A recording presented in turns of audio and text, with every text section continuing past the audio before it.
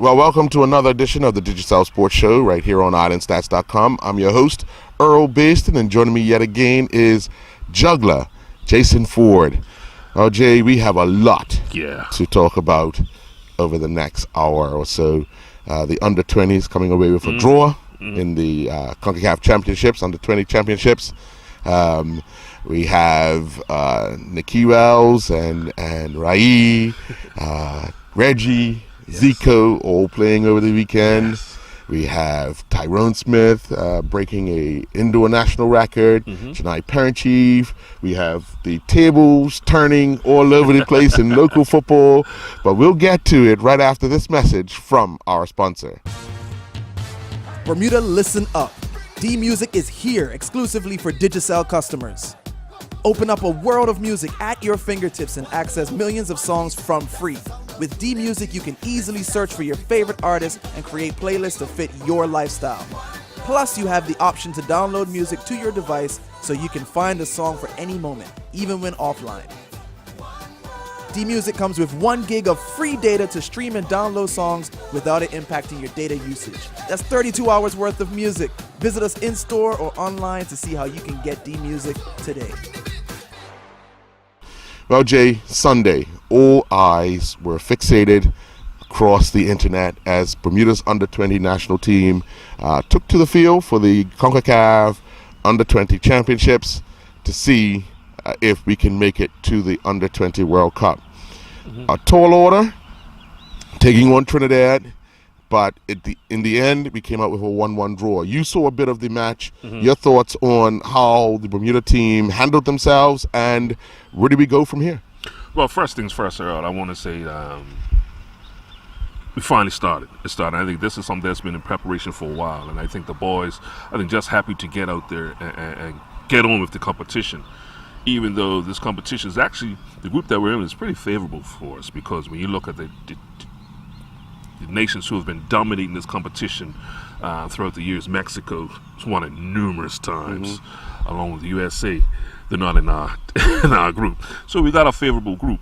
But in saying that, and I think the result we got against Trinidad, I think last year a bit, it's given us some confidence coming into this tournament. Watch a bit of the game. Obviously, we can understand a bit of the nerves taking over, probably for a good bit of the first half. We had a chance in there, but for the most part, Trinidad really outplayed us in the first half, especially the first 30 minutes or so. But what we've seen with this side, and we saw this a bit of it up at National Stadium, we was wondering, will this translate into this tournament? It's the never say die attitude. And Coach Lightbourne made the change of bringing on Jazz Rattery Smith. And you even heard the commentators talk, say, man, this is when the game changed.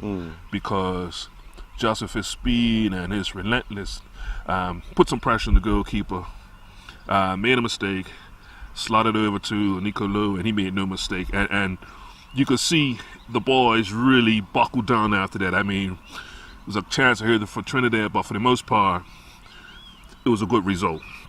And I think starting off any tournament, the first thing you don't want to do is lose. Right. So I think the boys are going to the next match confident, but also now they've got their feet wet. And with Coach Lightbourne, to see what the score, he still has a good bit of options, even for the next match. So to see, he even stated that Tavon didn't really have a good game, but next game might be his game. So it's a lot to be said for our national squad, and congratulations so far on the first result, because yes, a draw is a result, and we look forward to the next match. Well, one thing's for sure, we look at many things, and we look at the fact that these are uncharted waters, but we go into these things without fear.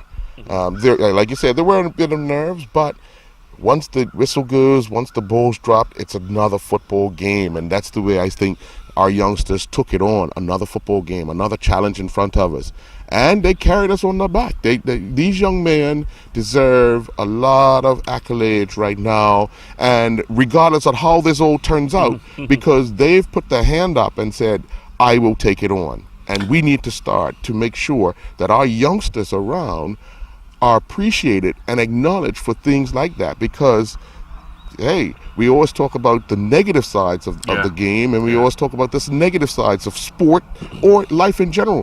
When will we start to say, congratulations, well done, young man? And especially with this age group. I mean, you know, this is that age where things start to go a little crazy in our social scene. But in saying that, these group of young men, and I'm going to say group of young men, they, like you said, they have stood up to be counted.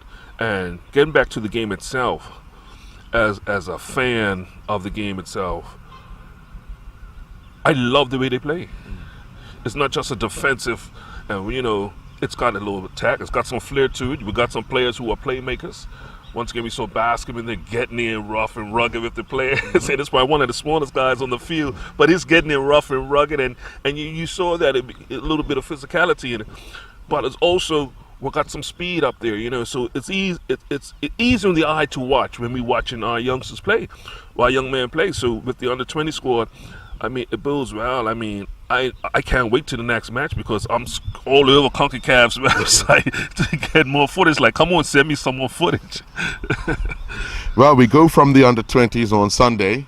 Let's rewind, because on Saturday, everyone's fixated to their television to get a glimpse of Nakie Wells playing for Huddersfield against Manchester City. Nakie started the game on the bench. Yes. Came on.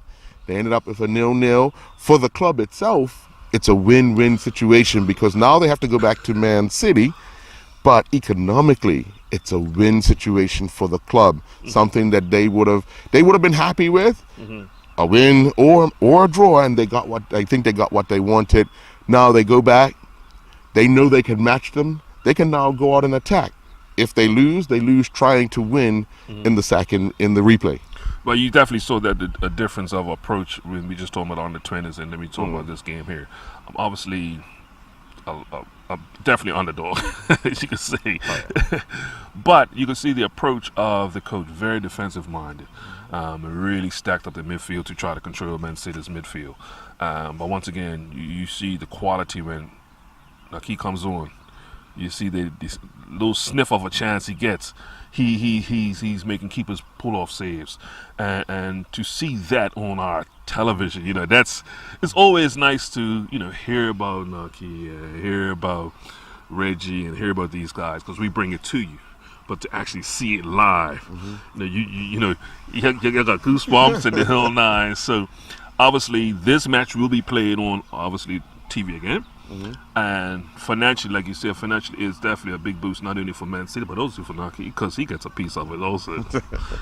Well, let's get the report from Nakie, Rai, Reggie, and Zico over the weekend. Nakie Wells and his championship team, Huddersfield, frustrated Premiership team, Manchester City, to take their FA Cup 5th round tie to a replay with a goalless draw at John Smith Stadium. Rai Simons and his Chesterfield teammates' relegation fears deepened when they were defeated 2-1 at home by fellow strugglers Burley. Reggie Lamb struck the winner in a 2-1 victory for Carlisle United at Wycombe, and Zico Lewis and his New York Red Bulls teammates fell 3-0 to Sporting KC MLS preseason action. Well, on the local scene, Jay, this table here in the Premier Division, I'm going to stop calling it, because league leaders North Village traveled to Somerset. They went down 2-0 to the Trojans. Second place PHC took on the Boulevard Blazers, came away for 2-1 victory. Third place Robin Hood. Now this is all going into Sunday.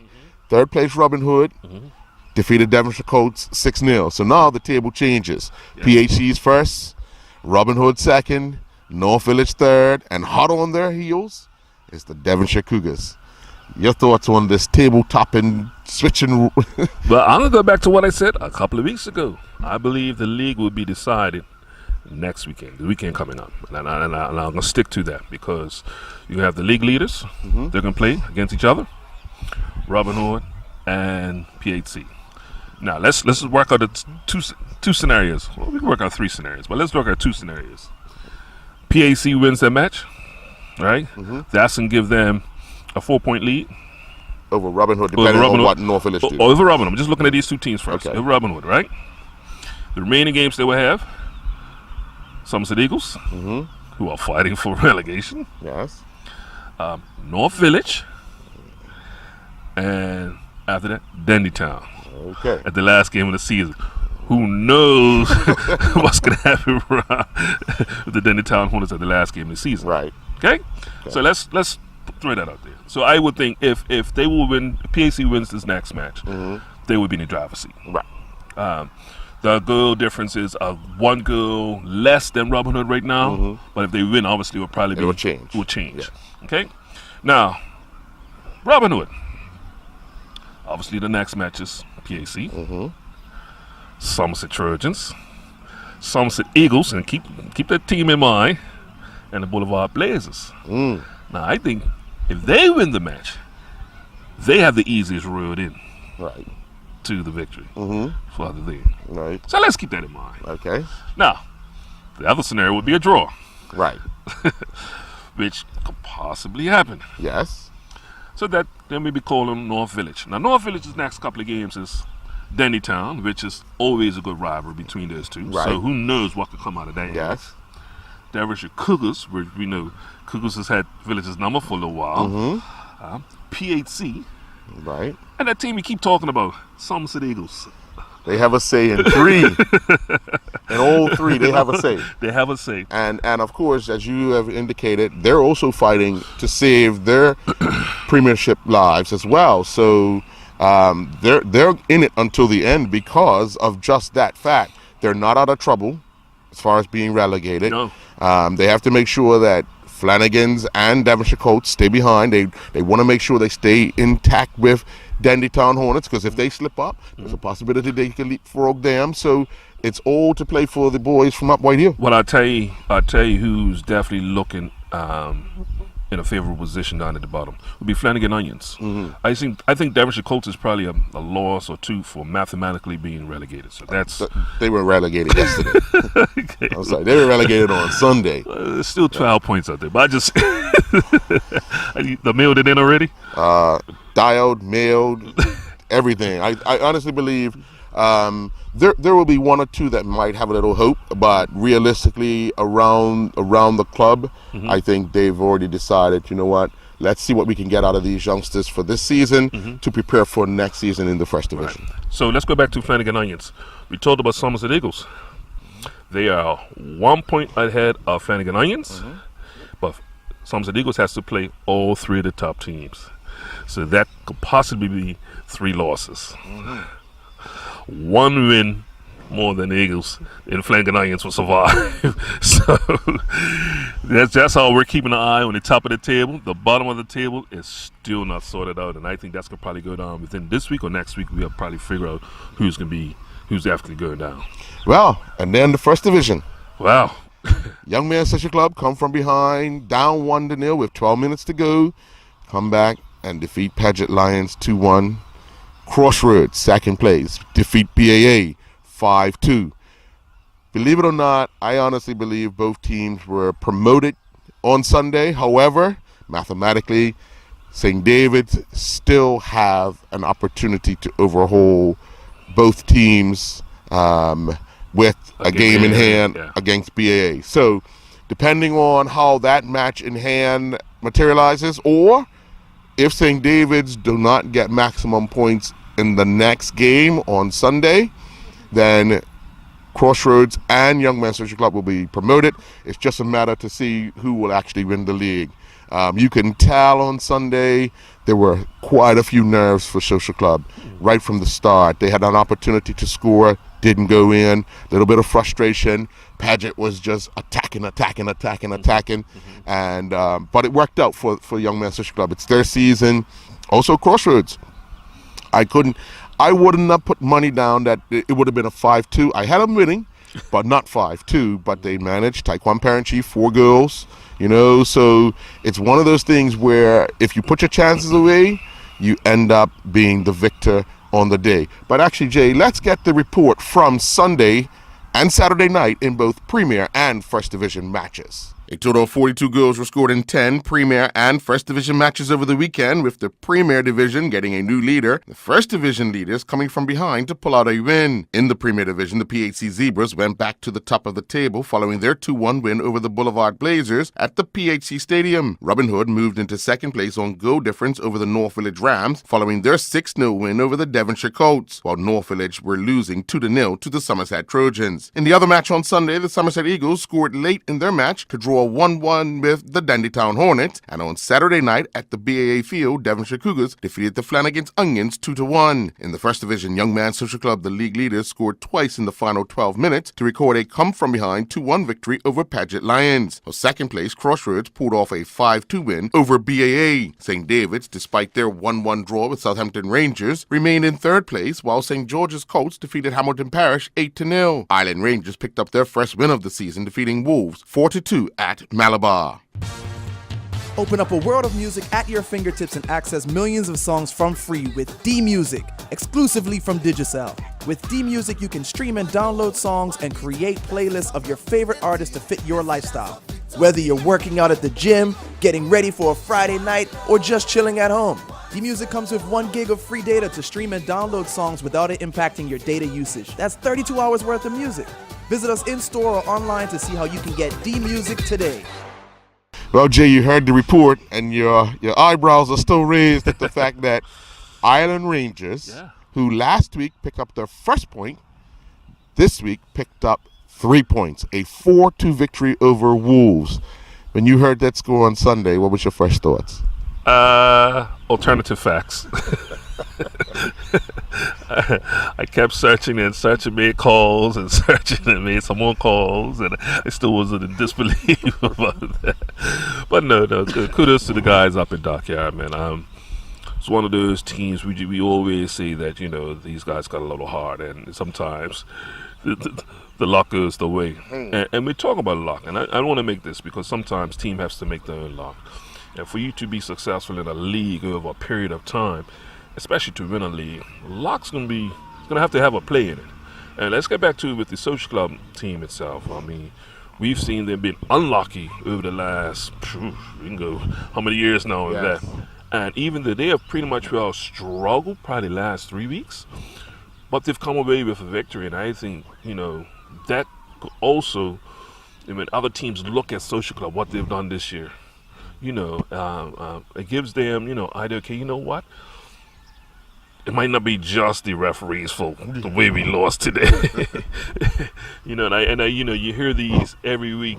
You know, you hear teams blaming the referee or blaming the linesman, and we make mention of it because a lot of times I'm always said that sports it's whatever team makes the least amount of mistakes, but we expect our referees and umpires and linesmen to be perfect. For some reason, we expect them to be perfect, but I mean, we watch football at Arrow. I mean, some days it's like, okay, can I at least see 3 passes, string 3 passes together? Sometimes it's very sore in the eyes. But in saying that, it's going to be interesting to see what happens in that first division because St. David still has a fighting chance. I think they really I think they're more upset with themselves that they dropped points yesterday. They should have took some points, all 3 points. They know the pressure's on, but that's one thing about sports. When you add pressure to a competition, pressure bust pipe. Well, from the pressure on the football field over to the UK. Tyrone Smith competing in the IAAF World Series finished second, breaking the Bermuda National Indoor record. Also, Janai Parent-Chief coming back from an injury, still can't do high jump indoor because of the length to run and the way he has to go up, but took part in the long jump and he finished second as well. So let's get the report from first Tyrone and then Janai competing internationally. Bermuda Olympian Tyrone Smith competed in the Muller Indoor Grand Prix in Birmingham, England over the weekend. Smith broke the Bermuda Indoor National Long Jump record with a leap of 7.83 meters to finish in second. Meanwhile, Bermuda Olympic hopeful Janai Parentchief had a mixed day competing in the 2017 NJCAA Regional Indoor Championships. Parentchief, coming back from a 2-week layoff due to injury, recorded a top leap of 7.29 meters to finish second in the men's long jump. He did not record a leap in the men's high jump. He came in when the bar was at 2:03. Well, Jay, on the local front, on Saturday and Sunday at the National Sports Center, Dash and Flyers hosted the latest round of the Bermuda National Athletic Association's Carifta Trials. On Saturday, it was a youngster, a real youngster, meeting the qualifying standard, but unfortunately, too young to go.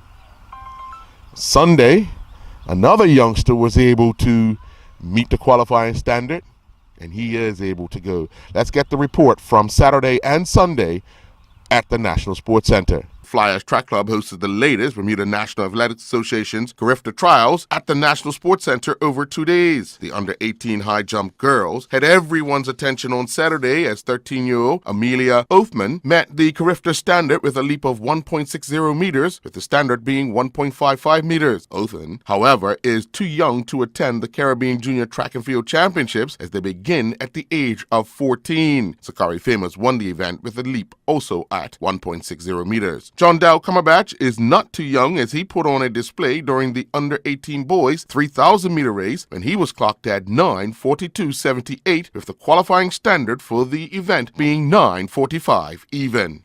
Well, Earl, I mean, to see a 13-year-old reach the standard of Carifta, unable to go due to her age.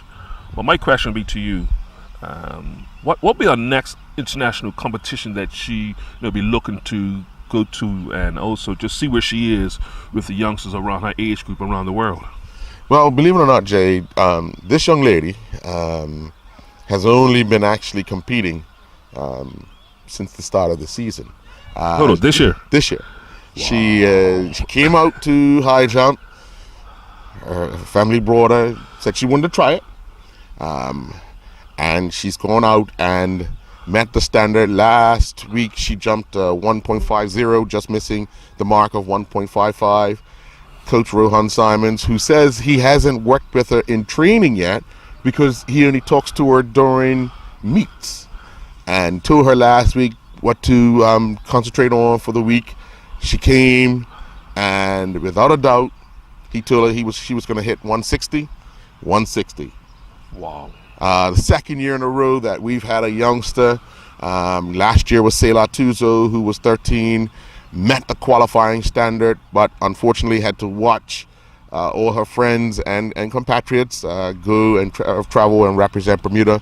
This time it's Miss Amelia Oatman that will have to watch. But she'll be chomping at the bit come next year to prove everyone it's not a fluke, and she'll be much more in tune to what she's going to be doing. Now they have the Durham Striders, which the Pacers go to every year. She could possibly go to that to see where she's at.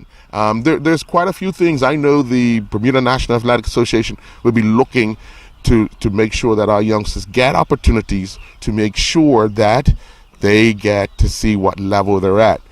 Area permit meet, she could possibly take part in that.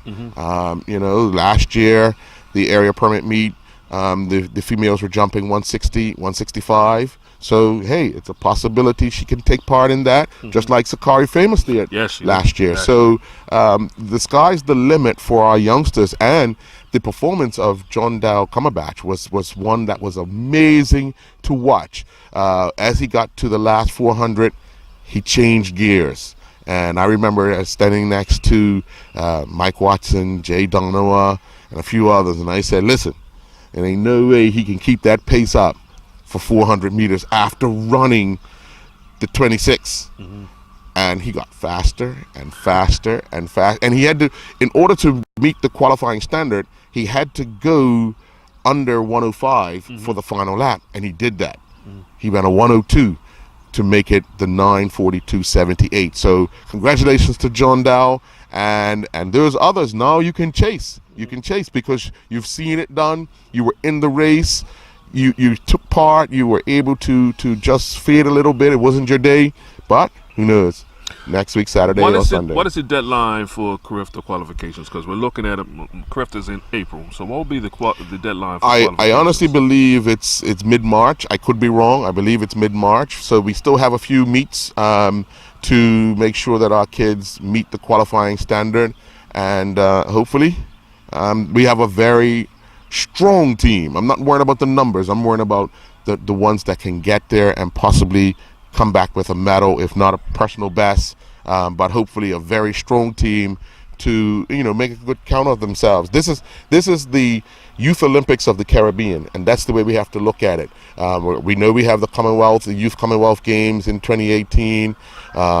So this for these youngsters is what they consider the Olympics of the Caribbean for our young people. So, I'm looking for big and better things from all our youngsters that will board that plane heading over to the CRIFTA Games in 2017. Well, Jake, another day over in India. Day one of the second 4-day test match for Delray Rollins and his English teammates. Delray has been a standout for the England under-19 team, and he will be hoping that they can springboks off of how they started today. Your thoughts on Delray and this is their last 4-day match before heading back to England to get ready for the summer season? Well, Earl, we've been following Delray now for a while, and you're seeing the progress that he's made, not just in his own game, but in his game within his team. Mm-hmm. You're seeing him rise through the batting lineup. And I know Delray, as much as that he's been performing with the bat, I know he's probably got the bit in his mouth to make some inroads with the ball. Mm-hmm. He's very talented left-arm spinner, and he hasn't really been too successful over there bowling. But knowing Delray, he's working at it. He's working at it, and I think that's probably even irking him even more, because yes, we know now his batting. Everybody's applauding him for his batting, but he loves bowling just as much. Well, believe it or not, he's been claiming 2 wickets. There's only one game he didn't get any wickets. Yeah. So he's quietly making noise with the ball, but I know he wants one of those breakout games, one of those 4 or 5ers. It's proven that he's been the steady bowler for them. He's been the one that they'll throw the ball to when they need that wicket, or they want that change in direction of bowling. But he has proven one thing's for sure, that he has been a force to be reckoned with. And look out English county season, because Delray Rollins will be there making noise for Sussex. For Sussex. And the team selectors now, they're definitely probably looking in the first team. And we're going to be looking at it for the county season. So we can't wait to see what happens now when he goes back to England. And because one good thing he does have on his side, a couple of his coaches for the England squad from Sussex. Well, there will be a surprise that we will let out of the bag, and hopefully it materializes. Sussex will be playing the Cardiff MCC in a 3-day match. And as you know, the Cardiff MCC team features Kamal Leverock. Yes. They have a match due early April. Hopefully, Kamal's in the Cardiff team, Delray's in the Sussex team. And that will be one to watch as the 2 youngsters go up against each other. I'm pretty sure Kamal's going to want to bet when Delray is bowling, and vice versa. So, those 2 who are good friends will actually have some banter going on. So I know, Delray, you need to make sure that this 4-day puts you on top. You go into the Sussex office and say, listen, when we play this game here, I just need to be in the team. Whatever happens, let me be in the team. But you know what? I'm going to say this now. He'll be in the team, because if you know sports, when it comes to stuff like that, they will make adjustments for that, because it's 11 players out there. Right. And it's not like he's been struggling. Yeah. I would say, based off this tournament alone, he's probably earned a spot or be given a chance to play first team. But let's be honest. Let's hope everything goes well. There are no injuries to anybody, because that can definitely play a role in both of those guys' progress. Mm-hmm. But can't wait. Yeah. April.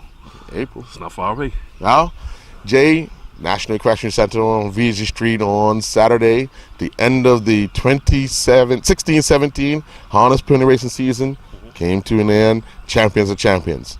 Let's get the report from Saturday at VG Street. The 2016-17 harness pony racing season came to an end with the Champions of Champions final day racing at the National Equestrian Center on VZ Street. In the first Champion of Champion race, Pocket de Gold and Christian Truin clocked a winning time of 104-3. Tyler Lopes in the bike of Cherokee's Ironman was second in a time of 104-4. It's All About Me and Casey Truin was third with a time of 105-1. Andrea Westerfield in the bike of Custard the Dragon was fourth in a time of 105-4. Bermuda, listen up. D-Music is here exclusively for Digicel customers. Open up a world of music at your fingertips and access millions of songs from free.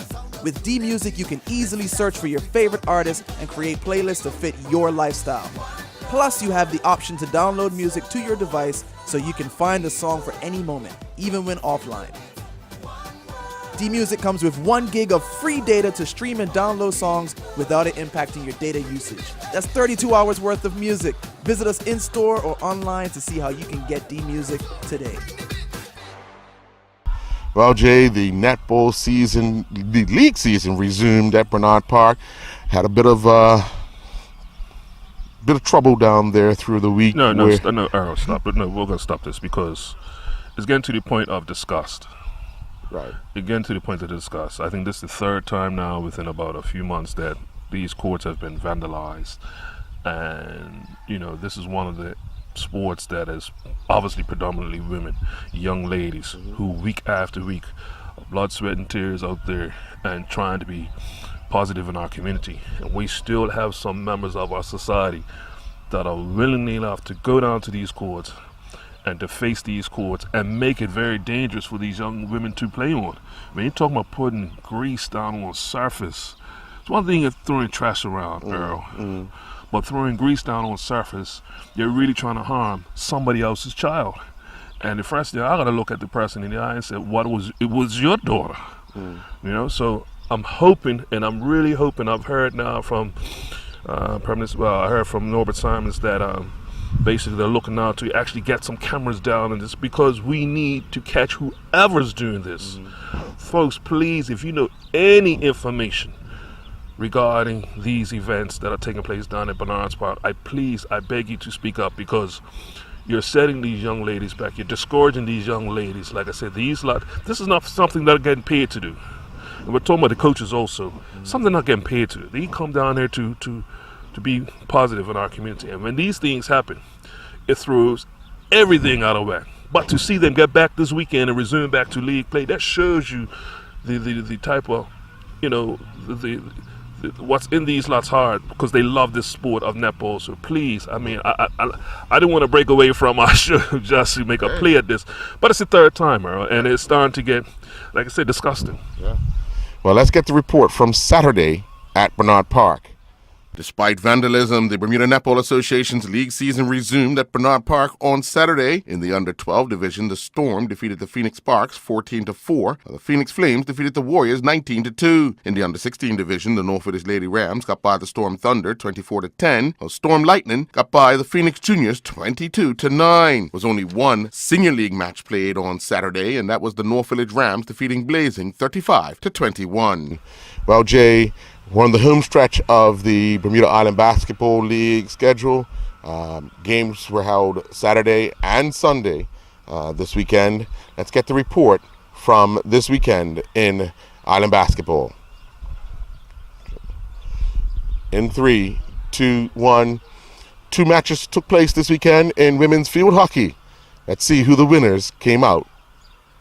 3 games were played in the Island Basketball League action over the weekend inside the Cedar Bridge Academy Gymnasium that produced a total of 338 points. The lone game on Saturday saw the Court Kings defeat the Crossfire 72-68. A doubleheader on Sunday night saw the Rimrockers defeat the Court Kings 51-43, and the Thundercats defeated the Twisters 56-48. Southside Motorsports Park was the scene of some more high-flying action on Sunday as the Bermuda Karting Club's racing season continued. Bermuda Karting Club racing season continued at the Rubis Motorsportsway on Sunday. Shannon Casey drove to victory in 2 of the 3 races in the shifter modify class, while Jason North won the other. Scott Barnes won all 3 races in the shifter stock class. 3 different drivers took the checkered flag in the L206 class. Robert DaCosta, Joey Newton, and Stephen Bridges all won a race. Corey Lewis won all 3 races in the L206 senior class. Ryan Bridges won all 3 races in the tag junior class. Scott Barnes won 2 of the 3 races in the senior tag class on the day, with David Sally winning the other. Jamie Newton powered his kart to victory 3 times in the cadet junior class. Well, Jay, on Saturday up at the Ocean View Golf Course, it was the 3rd playing of the Landro Miners Memorial Golf Tournament put on by St. David's Cricket Club, but a whole host of clubs. I saw players from Somerset, Warwick, just different clubs from around the island coming together for such a good and worthy cause. Yeah, I mean, and it's actually, if folks that knew Landry as well like to throw not just St. David's community, but throughout the island. And, to see a lot of the guys come out and play in his honor. And even most of them didn't have much golfing skills at all, because we do have some of that footage on tape. So, Earl, I'm hoping you're running this footage over as we're talking here. But it also leaves for a great day of camaraderie. And when you see, a lot of these cricket players are still got this competitive juices flowing. Yep. Golf seems to be that sport that they gravitate to. And then as soon as they mishit a ball or mishit a shot, they're kicking the ground, they're hitting the clubs around, as you'll see in some of the footage we're about to show. So I'm not going to call out any names because pictures say a million words here. But all in all, man, just to have these guys come in and still remember the likes of Landry Miners. The 2017 Landro Miners Memorial Golf Tournament was held at the Ocean View Golf Course on Saturday, with several teams from across the island taking to the course. The team of Brian Morris Sr., Brian Morris Jr., Mark Ray, and Alan Wilkins carded a 14 under par to claim the title. Open up a world of music at your fingertips and access millions of songs from free with D-Music, exclusively from Digicel. With D-Music, you can stream and download songs and create playlists of your favorite artists to fit your lifestyle. Whether you're working out at the gym, getting ready for a Friday night, or just chilling at home, D-Music comes with 1 gig of free data to stream and download songs without it impacting your data usage. That's 32 hours worth of music. Visit us in-store or online to see how you can get D-Music today. Well, Jay, that's it for another edition of the Digicel Sports Show right here on Islandstats.com. This one has been a good one. We've gone from the Caribbean to England, yes, back to Bermuda. Yes. And it's just one of those things that I'm really, really happy to be a part of, the fact that we're able to bring this to people. Thank you to Digicel for doing that. Yeah, and also, I mean, we've had serious topics, serious issues, but also some bloopers. So, one thing about when Islandstats is anywhere close to any sporting event, just remember, you are on camera. So, guys, beware. The next time you're out on the playing surface, or you never know where the camera will be. Until next show, good night.